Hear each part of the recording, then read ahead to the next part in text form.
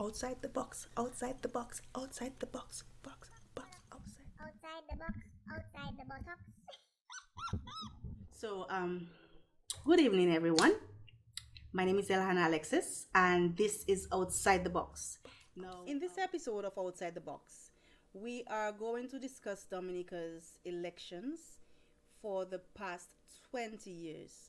So, we are going to take a very close look at elections 1995 all the way up to 2014. Now, I have done my research and I have looked at all the elections from 1995. I've gathered all the data and I've used that data to come up with a lot of conclusions about the elections and organize it in such a way that it can tell us a few things about the parties involved. So, what I'm going to do is I'm going to go through each election and I'm going to discuss what exactly is taking place based on the results of the elections. Now, the most important thing is that we will be discussing not just who won the seats, but we will also be discussing what was the magnitude of the win. How many more votes did one party get than the other? What were the changes over the years, and how have those changes been caused? What influences have caused those changes that have happened over the years? We just want to um, look at it in a way that really analyzes the political situation in Dominica.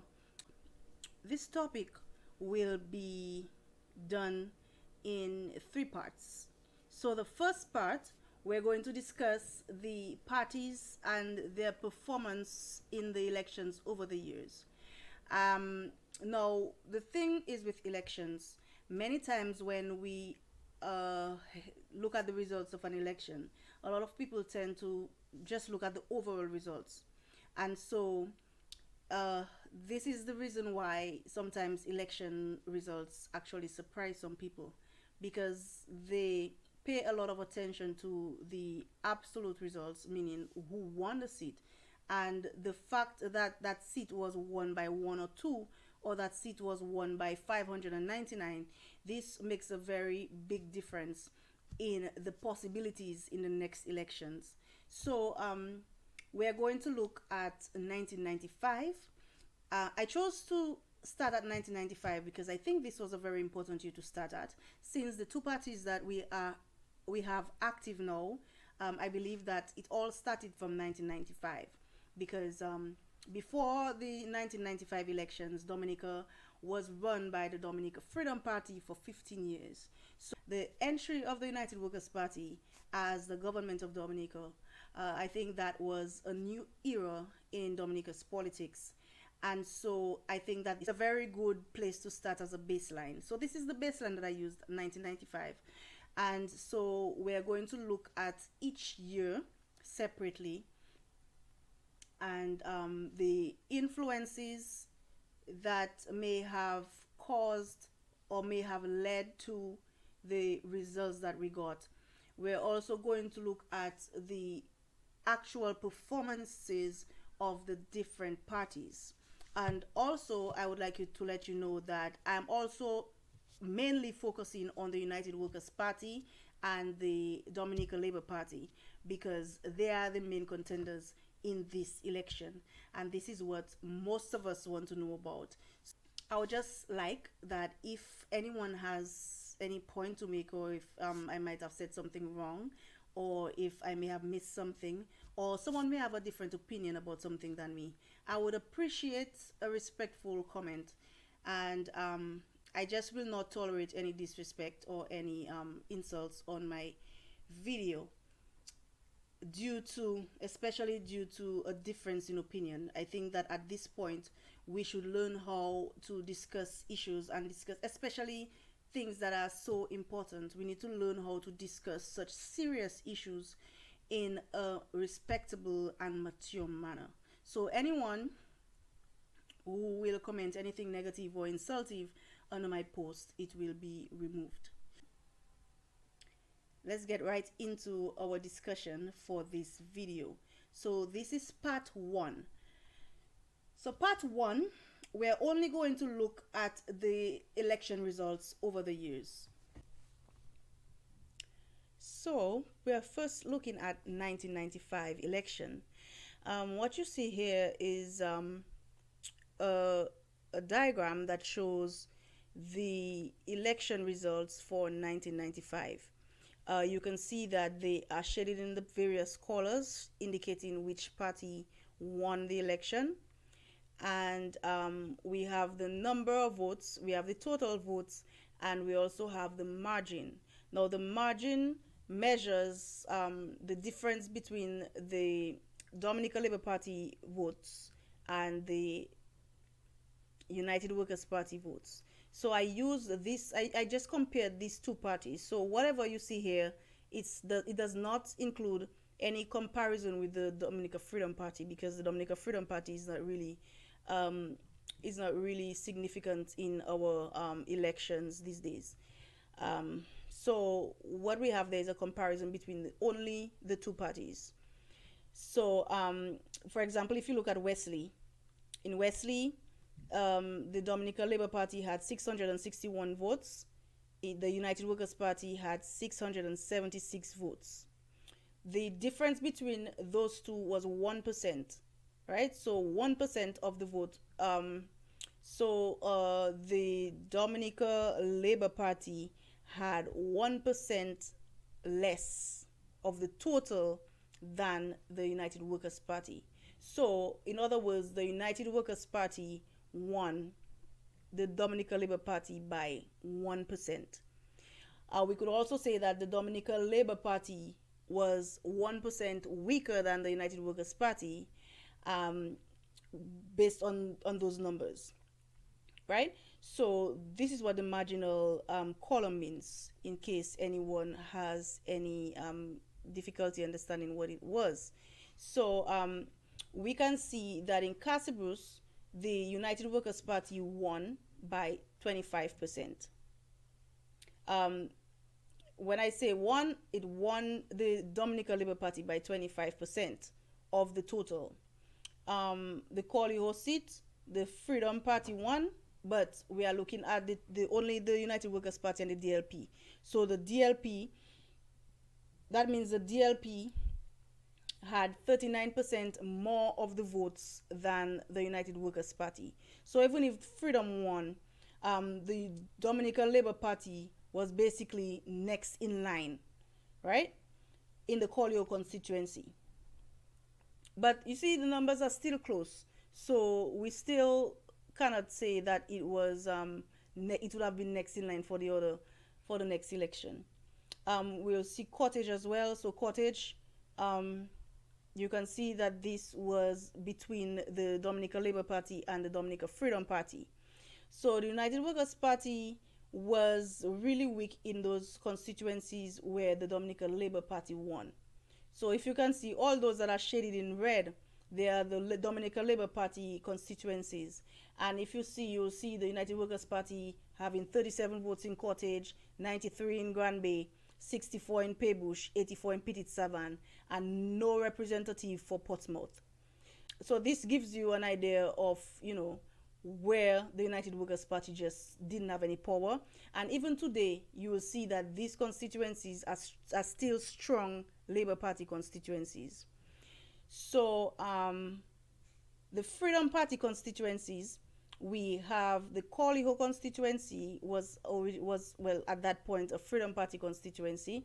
Mao was a Freedom Party constituency, and Roseau Central was a Freedom Party constituency. Roseau South was also a Freedom Party constituency, and Soufriere. So these 5 constituencies belong to the Freedom Party. And even throughout the time, we could see that these are the constituencies where the Freedom Party remained as strong as they could until their demise. And then the United Workers Party took the remaining 11 seats, And some of them they won by one, like Wesley was won by 1%, Vickers was won by only 5%, Salibier was only 4%. So these were the easiest constituencies for them to lose in the future. Constituencies that were won by by 50 and 60%, these are the ones that you would probably expect them to keep, because the margin was much wider. They had much more space to lose, and the other party had to gain a lot more in the next year in order to get to that point. So that is 1995. 1995 was like the start of a new type of politics in Dominica, and we're going to go through all the years and see how it changed every year. So let's look at the 2000 elections.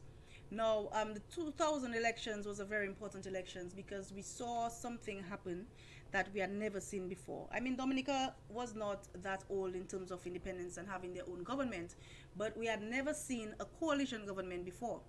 And what is a coalition government? In our government system, it is not just simply the party that wins the most seats that forms the government. In order for a party to form the government, it must have 11 seats. So the ruling side must have 11 seats in order to become the government.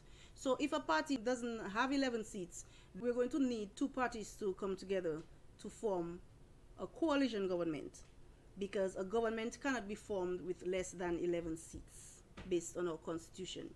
So in that year, the United Workers' Party had 9 seats, and so the Dominica Labour Party and the Dominica Freedom Party, they came together and formed a coalition government where they will hold 12 seats. Now, during the campaign for that election, there was a lot of talk about corruption. And although to this day we have no concrete evidence of that corruption that was being spoken about, this might have been a ploy to boot out the United Workers' Party, as both the Dominica Freedom Party and the Dominica Labour Party was really desperate to get rid of the United Workers' Party. Although the Freedom Party and the Labour Party worked together against the United Workers' Party in the 2000 elections, the results were as we see here: DLP 10 seats, United Workers' Party 9 seats, and the Dominica Freedom Party 2 seats. So according to that result, none of these parties could have formed the government unless two of them came together to form a coalition. And this is what happened. The DLP and the DFP came together and formed the government. And so they got rid of the United Workers' Party. Now, how did they do that? They did that by even during their campaign, the Freedom Party, in places where the Freedom Party felt that they were weak, and where the Dominica Labour Party had a better share of the total vote than they did, the Freedom Party fell back, and the Dominica Labour Party contested that seat against the United Workers' Party, and the Freedom Party supporters supported the Dominica Labour Party. So in places like La Plaine, Marigot, Montjean, Petite Savanne, Portsmouth, Roseau Valley, Salibier, St. Joseph, and Wesley, the Freedom Party did not send a candidate, and instead the Freedom Party supporters were asked to vote for the Dominica Labour Party. And this is the result of that arrangement. So that in that arrangement, the Freedom Party ended up copying 2 seats, which were their most popular constituencies. However, if we look here at the Roseau Central seat, that was just 5 votes, right? So the Freedom Party only won the Roseau Central seat by 5 votes. The United Workers' Party had only 5 votes less than the Freedom Party. Also, in the Soufriere constituency, the votes were. You can see the Freedom Party is basically hanging on a string. So in 2005, we had something else going on. In 2005, we see here as the result, we do not see any green in the results of 2005. That indicates that what happened was the complete destruction of the Dominica Freedom Party. And what we see is that through the cooperation and the partnership of the Dominica Labour Party and the Dominica Freedom Party, what we see is that the effect of that cooperation was the destruction of the Dominica Freedom Party itself, the weakening of the United Workers' Party, and the strengthening of the DLP. So in that entire arrangement, the only party that benefited was the Dominica Labour Party. The other two parties were destroyed and severely weakened by that arrangement between the Dominica Labour Party and the Dominica Freedom Party. So if we look at the 2005 elections, we'll see that the United Workers' Party won 8 seats and the Dominica Labour Party won 12 seats. There was an independent candidate. I think that seat was won by Ronald Toulon from Corliho, and I believe he had been associated with the Dominica Labour Party and he went independent. So I think so. This is still almost can be considered a Labour Party seat. But anyway, we had the Dominica Labour Party having 12 seats and the United Workers' Party having 8 seats in the 2005 elections. Now, we'll see also that the Castlebrew seat, you see how close it was, the Castlebrew seat was won by 0.1%. That was just one vote. Then we had the Lapland constituency being won by 9%. It was won by the United Workers' Party by 9%. Then which one was really strong? So at that point we had the strongest United Workers' Party constituency was Marigot, which they won by 66%. And then the second strongest was the Salisbury, which they won by 31%. The other constituencies like Montjean and Roseau North were won by 13% or less. We can see there that Wesley was won by 5%. The Dominica Labour Party, you can still see places like Cottage and Granby, Paybush, Petite Savanne, and Portsmouth with high margins over 50%. Right? So this also tells you that these constituencies remain very high. Now, so we see Viecas constituency. We see the Labour Party winning the Viecas constituency by an even bigger margin. The previous election, the Labour Party won by 20%. If you look there, you'll see it was won by 20%. And in 2005, it was won by 47%. So it increased. The strength of the Labour Party increased in Viecas. You can see in Salibia and St. Joseph. If you look at the previous election, Salibia and St. Joseph, they won by 19% and by 8%. But in 2005, the percentages were just 5 and 6. So in those constituencies, you can see that there was a weaker performance by the Dominica Labour Party than the previous year. In the 2009 elections, we can see that the result was only between the United Workers' Party and the Dominica Labour Party. By that time, the Dominica Freedom Party tried to come back and get some more traction, but it was too late. It had already, the Dominica Freedom Party was no more. So you can see here that they did come back in and got a few votes, but it was nothing to compare with the other two parties. For the entire population and for all 21 constituencies, they were only able to attract 870 votes, while the United Workers' Party had 12,000 votes and the Dominica Labour Party had 22,000 votes. So if we look here, we will see that the three constituencies that the United Workers' Party won were the Marigot, the Roseau Central, and the Salisbury constituencies. So if we look, we'll see in 2009 we had a result of 18 seats to 3 seats in favor of the Dominica Labour Party. So there we can see that the United Workers' Party was brought to its knees in 2009 with only 3 seats. And those 3 seats including 2 of their strongholds. If you look, you'll also see that there's nothing green on the screen. So there's no Freedom Party seats.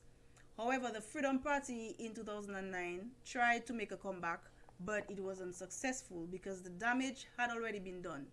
The voters had already moved over and found loyalty within the Dominica Labour Party.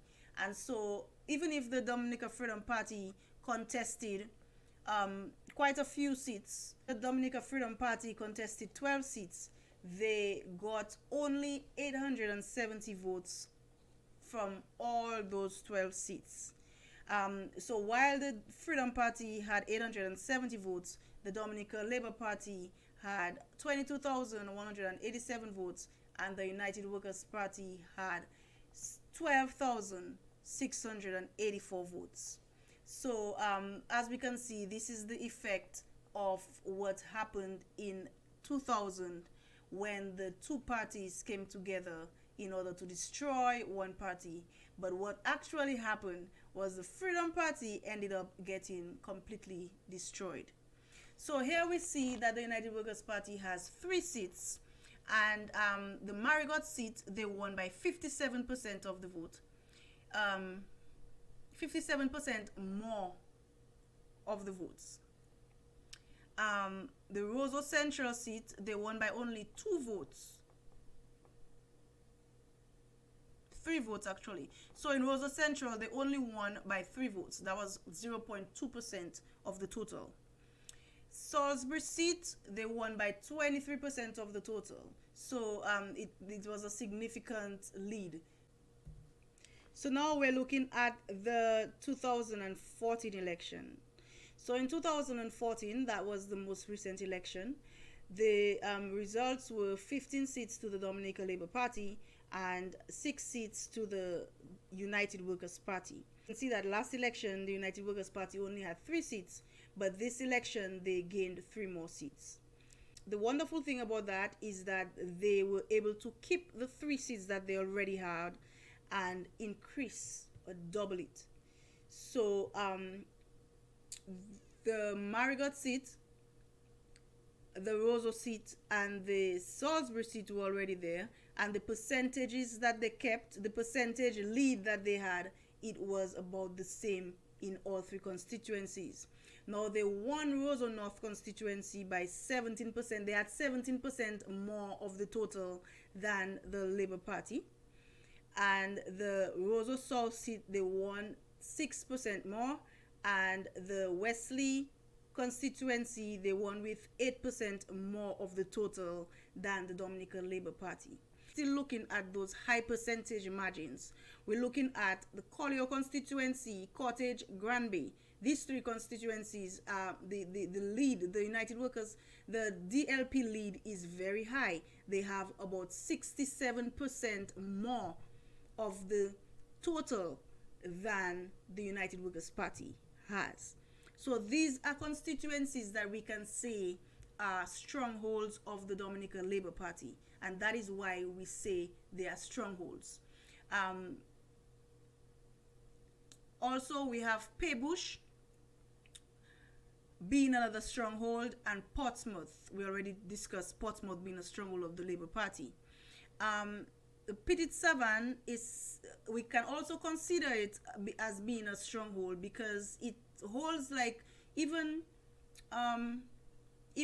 at this was the lowest share that the Dominica Labour Party had in the recent past few elections.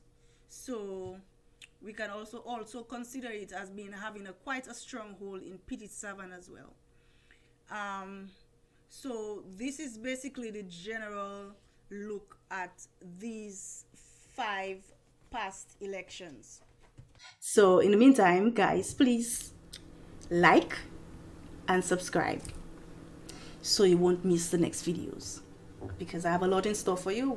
And guys, remember, small island does not mean small thinking. Just like to remind you, like, subscribe. Outside the box, outside the box, outside the box, box. Yes, honest, open, and fair. Outside the box. And